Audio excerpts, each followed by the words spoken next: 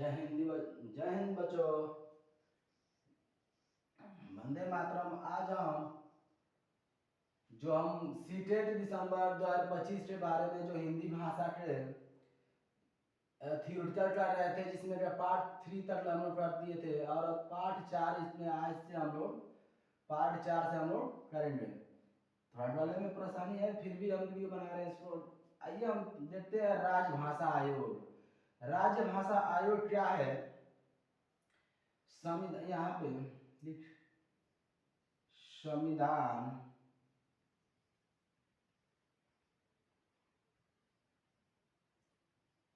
संविधान के अनुच्छेद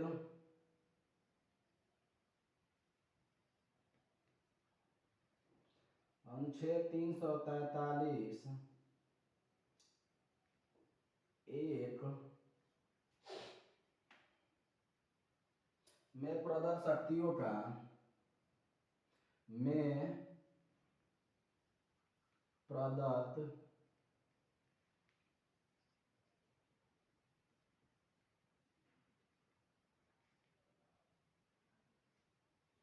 प्रदत्त शक्तियों का प्रयोग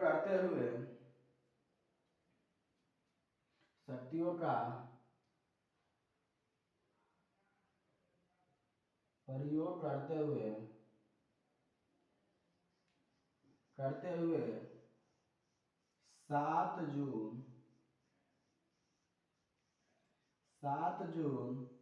1955 7 जून 1955 को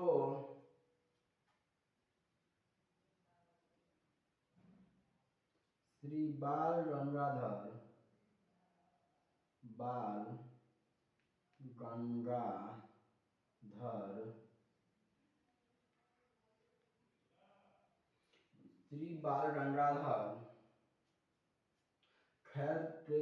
खैर श्री बाल गंगाधर खैर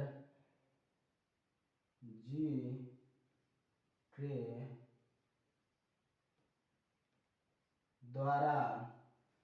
द्वारा सिफारिशें या की अध्यक्षता में के द्वारा या जी के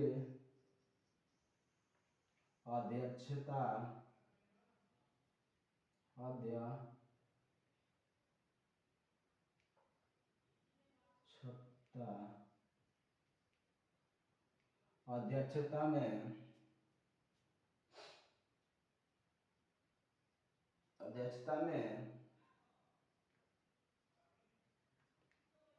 ये सिफारिश यानी निम्नांकित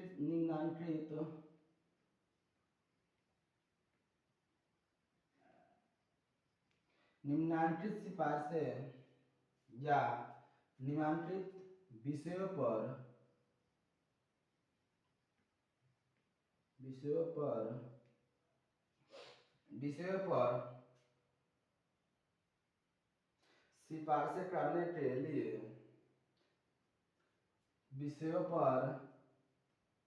सिफारिशें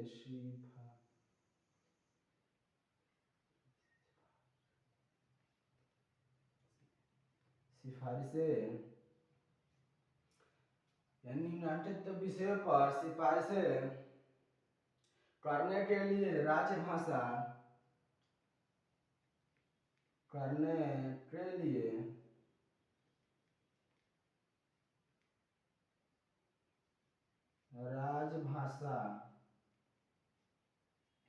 राजभाषा आयोग का गठन किया गया। राजभाषा आयोग के द्वारा गठन किया गया।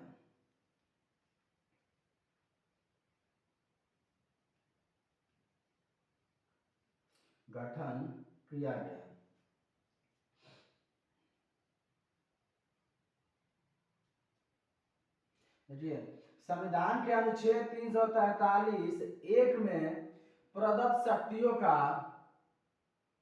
प्रयोग करते हुए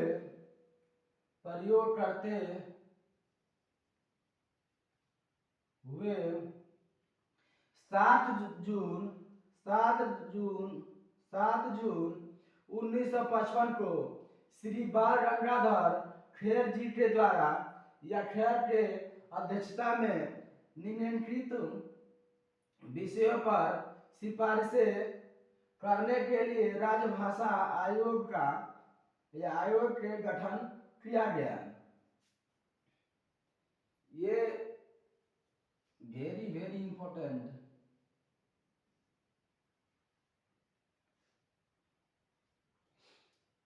हर परीक्षा में पूछता है इसके बारे में।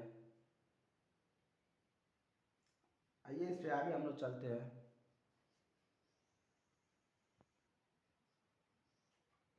आइए आप देखते हैं वर्णमाला। वर्णमाला एक ऐसा टॉपिक है जो किसी भी परीक्षा, आप किसी भी प्रकार का परीक्षा दीजिए, किसी भी चीज, किसी भी परीक्षाओं के लिए तैयारी करिए आप लोग, उसमें हिंदी के बारे में हर एक स्थान से पूछेगा, वो हर जगह से पूछेगा वो, इसलिए ये वेरी वेरी इंपॉर्टेंट, यानी इतना महत्वपूर्ण है ये वर्णमाला, जो कभी भी हम किसी भी प्रकार का परीक्षा देते हैं जरूर उसमें हिंदी के बारे में पूछता है। आइए जानते हैं कि वर्णमाला किसे कहते हैं। वर्णमाला किसे कहते हैं?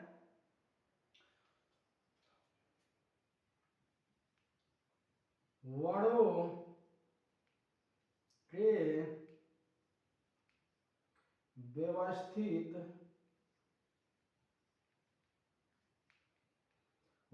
के व्यवस्थित समूह या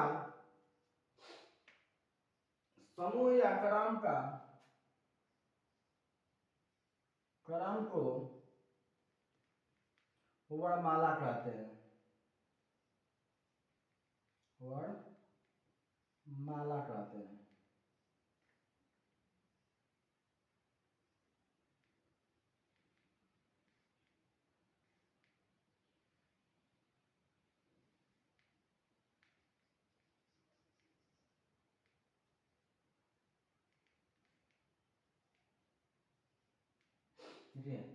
वर्णमाला क्या है? वर्णों के व्यवस्थित क्रम को वर्णमाला कहते हैं।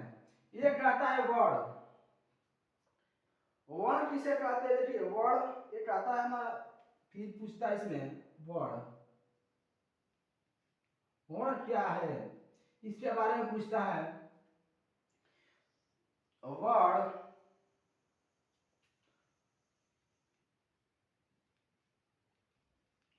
वर्ण क्या है? अक्षर है। वर्ण क्या है? अक्षर है। वर्ण वो जिनके टुकड़े नहीं किए जा सकते हैं। देखिए वर्ण एक ऐसा, यानी अक्षर एक ऐसा शब्द है जो वर्ण है, जो वर्ण जिसके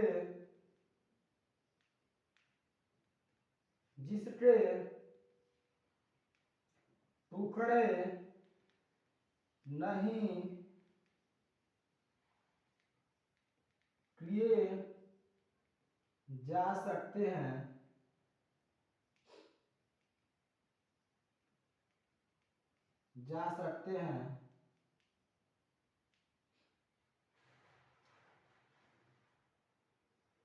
नहीं किए जा सकते हैं, उसे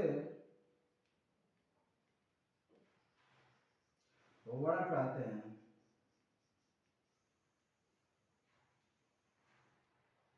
देखिए वर्ण क्या है?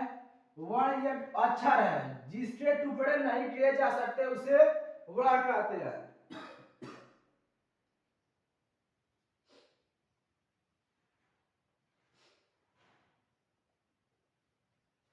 देखिए अब इसी के आगे हम लोग देखते हैं वर्णमाला कितना होता है? वर्णमाला कितना होता है? 52 कितना होता है 52 होता है। अब यही देखेंगे हम लोग वर्णों के भेद, यानी यहां पर लिख सकते हैं हम लोग वर्णों के भेद।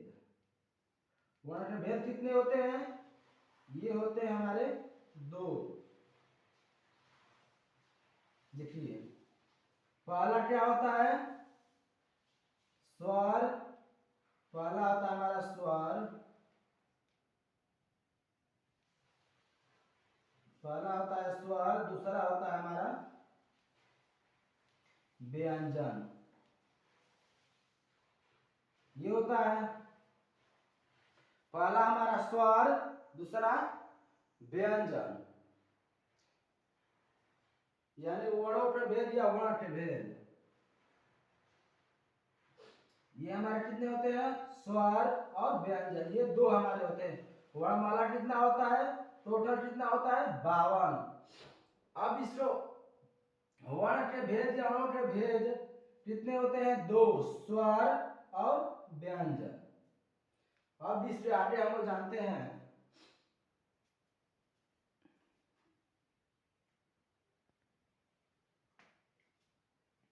आइए कुछ भाषा की इकाई को भी जान लेते हैं। देखिए भाषा की इकाई से बहुत क्वेश्चन बनता है, पूछता है कि भाषा की सबसे छोटी इकाई क्या होती है। इसमें पूछता है कि भाषा की सबसे छोटी इकाई, छोटी इकाई पूछता है। फिर पूछता है इसमें भाषा की सबसे छोटी सार्थक इकाई पूछता है। इसमें भाषा की सबसे सार्थक इकाई ये पूछता है। फिर भाषा की सबसे छोटी लिखित इकाई पूछता है। भाषा की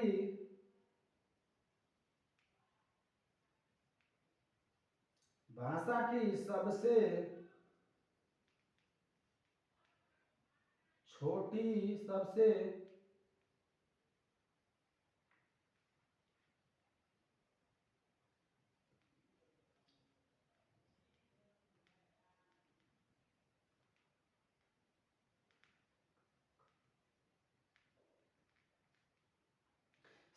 छोटी लिखित इकाई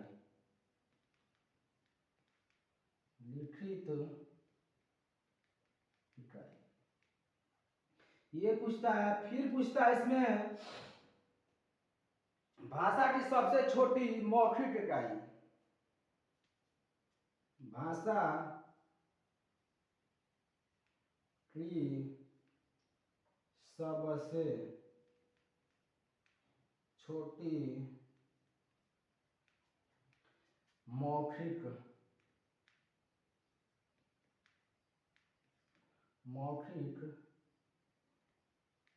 इकाई।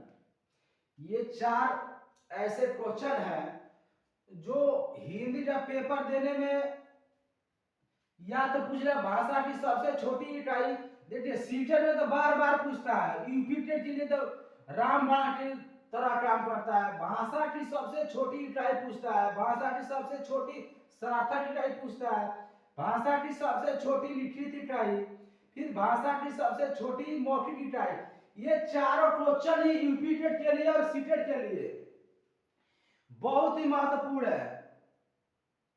आइए पहले देखते हैं भाषा की सबसे छोटी इकाई क्या होती है, वर्ण या ध्वनि, ये होती है। अब फिर दूसरे को दिया है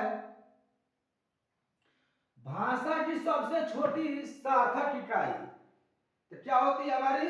शब्द होता है। क्या होता है?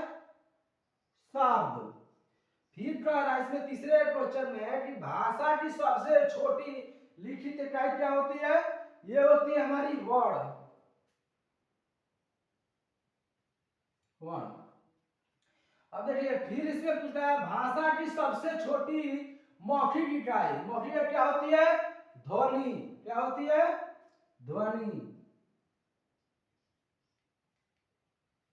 ये होती है।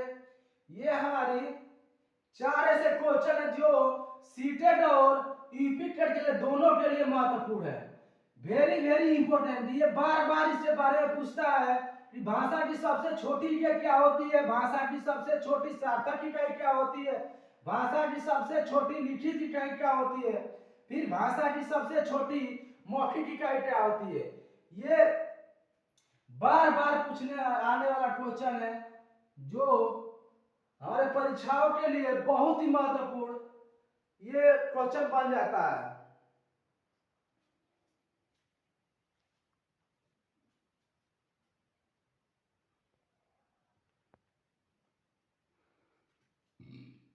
अब आइए देखते हैं वर्ण के भेद। वर्ण के भेद बताए थे कि इसमें दो होता है। कितने होते हैं? ये होते हैं दो। पहला होता है हमारा स्वर, दूसरा होता है हमारा व्यंजन। वर्ण के भेद कितने? दो। कौन कौन? स्वर और व्यंजन। देखिए जो किसी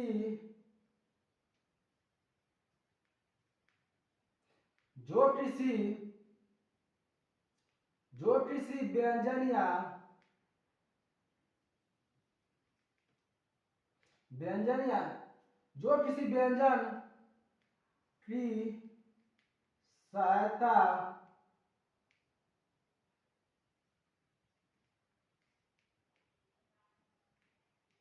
देखिए यहां पर डायरेक्ट देते हैं जो किसी, यहां पर डायरेक्ट छोटा सा देते हैं जो स्वतंत्र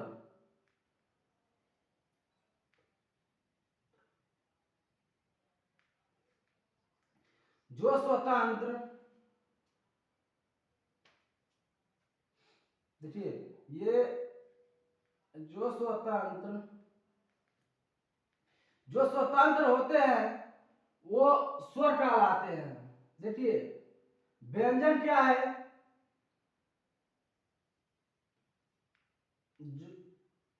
व्यंजन क्या है? जो स्वर की सहायता से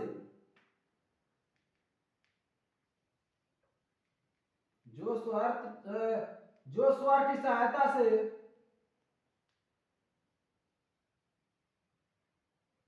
जो स्वर की सहायता से होता है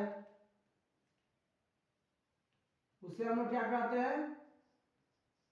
उसे हम लोग व्यंजन कहते हैं। अब देखिए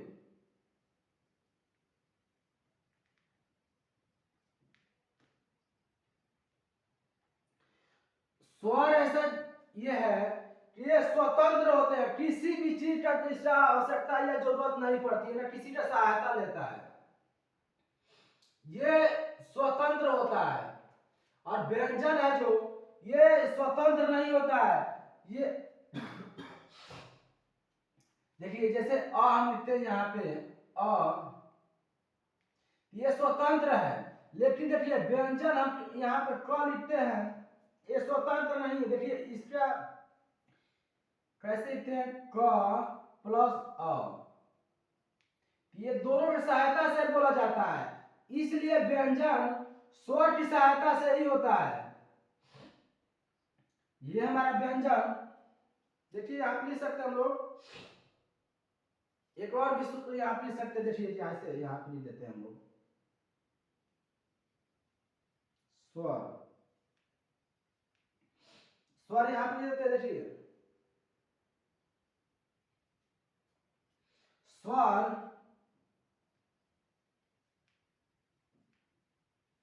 उन ध्वनियों को कहते हैं, देखिए स्वर उन ध्वनियों को कहते हैं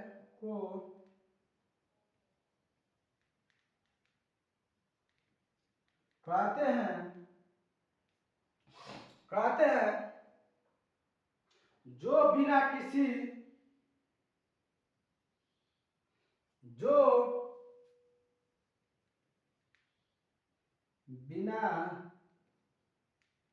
किसी वर्ड जो किसी वर्ड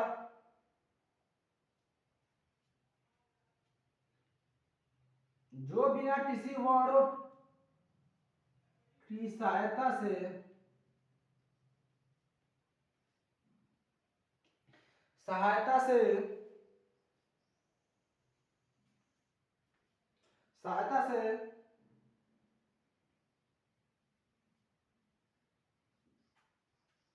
किसी वर्णों की सहायता के उच्चारण किया जाता है या होता है, उच्चारण करते हैं या किए जाते हैं,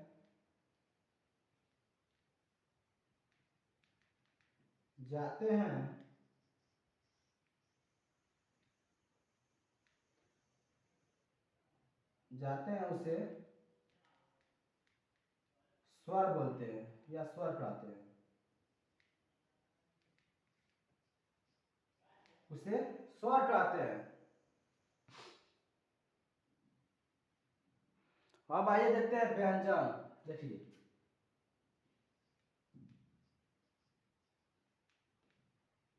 अब आता है व्यंजन। जिन वर्णों को यहां पे लिख देंगे, जिन वर्णों को बोलने या लिखने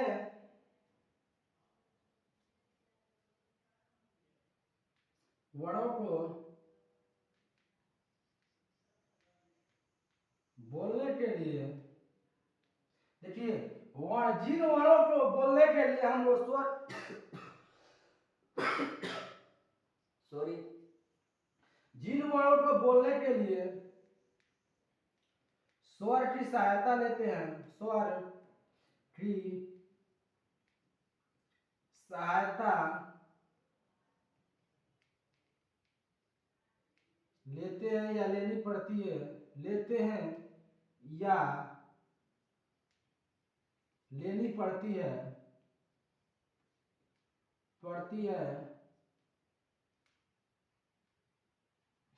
उसे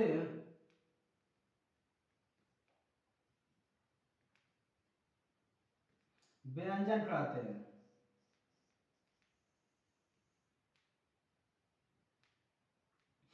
उसे व्यंजन कहते हैं। चलिए आज चलिए इतना ही। कल से हम इसके बारे में और डिटेल्स के बारे में जानेंगे। आज के लिए इतना ही। यदि क्लास अच्छी लगी हो तो अपने दोस्तों का शेयर करिएगा, कमेंट करिएगा और चैनल को सब्सक्राइब करिएगा। आज के लिए इतना ही। धन्यवाद।